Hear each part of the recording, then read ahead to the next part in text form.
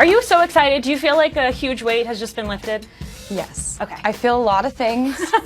I deal with like being too excited about things, and I'm just not going to even question that anymore. I'm so excited. I've been keeping this secret for a year and a half, you know, knowing what this album is, knowing that I couldn't wait for people to hear it. And now I've just released the single and the album cover image, and I'm just like, I haven't been able to look at my phone or check anything or see if people have responded well to it. So I'm kind of just like I feel like I'm in a holding tank. Of course. We have this entire song that's about critics. Of course you want to know how people feel about it.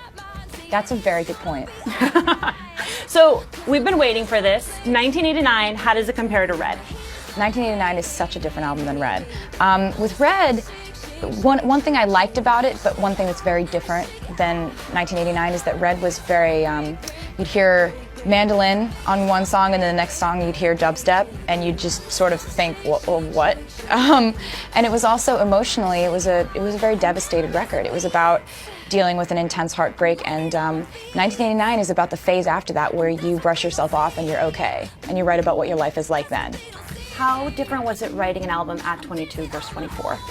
Writing Red, I was 21 and 22, and you know, back then, I think my priorities were different. My priorities were, I was very enamored by romance and the idea that 24, at this point, I'm just really like, I just want to be with my friends, and I want to make music, and I want to play shows, and I want to travel the world, and I want to define my life on my own terms. That's really that's my list of priorities now, which is different than it was a couple years ago. And you just basically promised us an album every 2 years. So what is 25, 26 going to be like? What do you want it to be like? Well, see, I don't know if I'll stay in the holding pattern of making an album every 2 years. I like for that to be the minimum.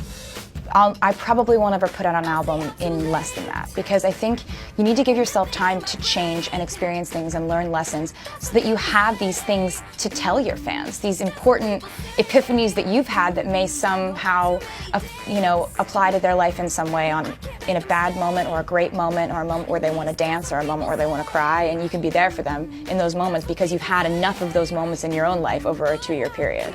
As you said, a lot of this album, a lot of your life right now, reflecting on friendships. Why write about friendship right now?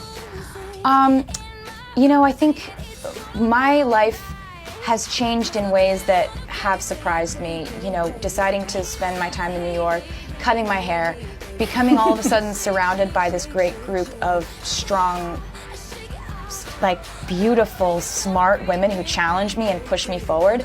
Those are all changes in my life. And, you know, I think with this album, I try not to do anything too overtly.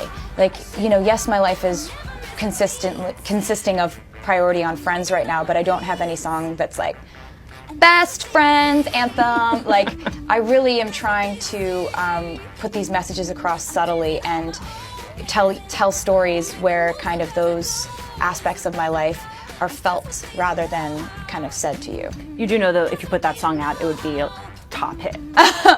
Best friends anthem. Good. I'm just going to put it on a loop and put it out myself. Yeah, that's the worst sound anyone's ever heard. You know, it's terrible. I disagree.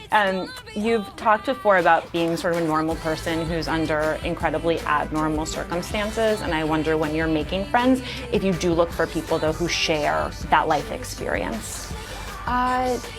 You know, I don't really look at much other than how I feel when I'm around that person. Mm-hmm. It's mostly about that, because I am such a girl's girl, and I feel like if we like to talk about the same things, or they can teach me things, or I can teach them things, and we can just be open with each other. I really like spontaneous friends. My friend, like a lot of my friends, I know I could call up and say, hey, are you busy for the next day? Like, road trip, let's do it. And I love people like that who have a sense of ambition and passion for what they do, but are also spontaneous and fun and can make you laugh when you're having a hard day. All right, shake it off. Show me the motion so that I can do it at a wedding. I do a variety. Mm-hmm. There are a bevy of things you can do. I do like shake it off, shake it off, I shake it off. Okay. Or you can do like you're shaking a picture or something. Like a Polaroid. You could if you wanted. Very thematic. You could shake this off, or you can just like head shake it off. Thank you. because I'm just going to include all of them. You My can. last question to you. This is a song that's clearly for your fans about shaking off the critics, but what message do you want your critics to get from the song? I want this song to go out in the world and not be about my critics. I want it to be about the girl who's criticizing someone in 11th grade because she thinks that her hair looks stupid. And that girl then goes and like cries in the bathroom because of it. These are things that we go through in every phase of our life. You start a new job and there's just someone who has it out for you.